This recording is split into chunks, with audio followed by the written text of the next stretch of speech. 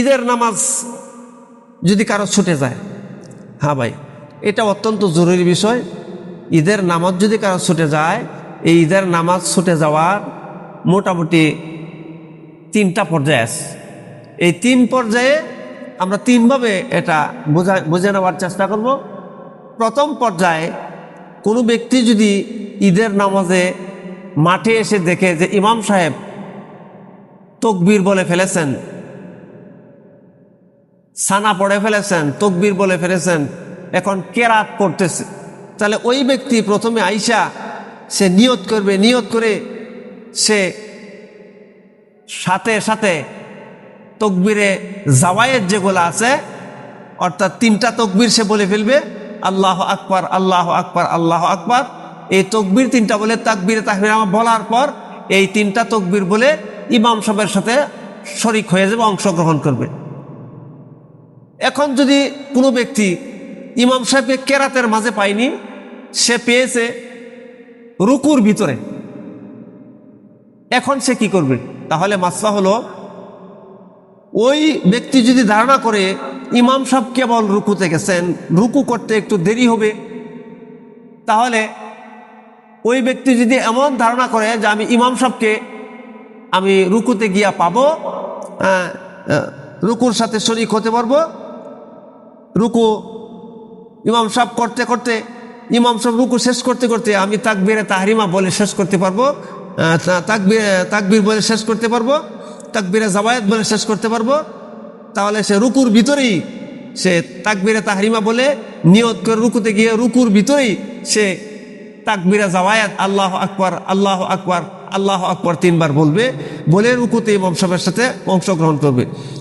আর যদি এমন হয় যে না, সে তো তাকবীরে জাওয়ায়েদ শেষ করতে পারবে না, তাকবীরে জাওয়ায়েদ শেষ করার আগেই ইমাম সাহেব যদি সে রুকুর থেকে উঠে যায়, তাহলে তার সেই তাকবীরে জাওয়ায়েদ যেটা ছুটে গিয়েছে, যেটা ওয়াজিব ছিল, এই ওয়াজিব তার জন্য মওকুফ হয়ে যাবে, মাফ হয়ে যাবে, কোনো অসুবিধা নেই। এইগুলো প্রথম রাকাতের অবস্থা। এখন কোনো ব্যক্তি যদি প্রথম রাকাতে পায় না, দ্বিতীয় রাকাতে পাইছে, তো দ্বিতীয় রাকাতের কিন্তু এই 3 পর্যায়, হয়তো কেরাতে গিয়া পাবে, নয়তো রুকুতে পাবে, নয়তো রুকু শেষ করলে পরে পাবে।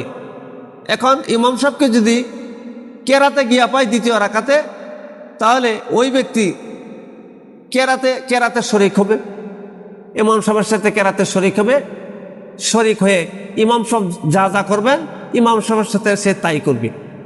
পরবর্তী রাকাতে ইমাম সাহেব যখন শেষ করে বলবে, পরবর্তী রাকাতে সে ইমাম সাহেব সালাম ফেরানোর উপরে উঠবে, সে প্রথম রাকাত যথাযথভাবে ইমাম সাহেব যেভাবে পড়ছিল ওইভাবেই সে প্রথম রাকাত পড়বে। প্রথম রাকাত পড়ে সে সালাম ফিরাবে, নামাজ পরিপূর্ণ করে ফেলবে। এখন ইমাম সাহেবকে সে যদি রুকুতে গিয়া পায়, সে কি করবে? তার রুকুতে গিয়া পাইলে সে রুকুই গিয়া হাইরা, যেহেতু দ্বিতীয় রাকাতেরও তাকবীরে জাওয়ায়েদ পায়নি, এই তাকবীরে জাওয়ায়েদ দিয়ে রুকুর ভিতরে এসে গিয়ে আদায় করবে, 3 বার আল্লাহ আকবার, আল্লাহ আকবার বলবে, যদি রুকুর ভিতরে ইমাম সাহেবকে পায়। আর যদি ইমাম সাহেব রুকুর ভিতরে আল্লাহ আকবার, আল্লাহ আকবার বলা শেষ করার আগে ইমাম সাহেব যদি রুকু থেকে উঠে যায়, তাহলে এই তাকবীরে জাওয়ায়েদ যেটা ওয়াজিব ছিল এটা তার জন্য মাফ হয়ে যাবে। সে কি করবে? সে দ্বিতীয় রাকাতেও ইমাম সাহেব সালাম ফিরানোর পর উঠে গিয়ে সে পরবর্তী নামাজ আদায় করবে, ওই ইমাম সাহেব যেভাবে প্রথম থেকে শুরু করছিল ওইভাবে সে নামাজ আদায় করবে। এখন যদি কোনো ব্যক্তি সে রুকুতে, দ্বিতীয় রাকাতের রুকুতে পায়নি, সে পেয়েছে কোথায়? সে পেয়েছে ইমাম সাহেবকে রুকু করার শেষে পরে অথবা আত্তাহিয়াতে গিয়া পাইছে। সে ব্যক্তি কি করবে? সে ব্যক্তি ইমাম সাহেব সালাম ফেরানোর পরে উঠে দাঁড়াবে, উঠে দাঁড়িয়ে সে ইমাম সাহেব যেভাবে নামাজ পড়ছে প্রথম রাকাত থেকে নিয়ে প্রথম দ্বিতীয় রাকাত, সে ওইভাবেই সে কি করবে?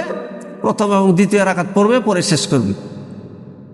এইটুক আমরা যদি খেয়াল করলে আমরা ইনশাল্লাহ এইভাবে আমরা কি করতে পারবো? ইনশাল্লাহ ধারণ করে রাখতে পারবো। আল্লাহ তাবারক ওয়া তাআলা যেন আমাদেরকে এইগুলির উপর আমল করার জন্য তৌফিক দান করেন। এই বিষয়ে আরও প্রশ্ন কেউ যদি করতে চান, জানতে চান, তাহলে আমার নাম্বারে আপনারা যোগাযোগ করবেন 01710755305। এই নাম্বারে আপনারা যোগাযোগ করলে যথাসম্ভব আপনাদের সেই প্রশ্নাবলীর উত্তর দেওয়ার চেষ্টা করব। আল্লাহ তাবারক ওয়া তাআলা আমাদেরকে তৌফিক দান করেন। ওমা আলাইনা ইল্লাল বালাগ ওয়া আখিরু দাওয়ানা আলহামদুলিল্লাহি রাব্বিল আলামিন।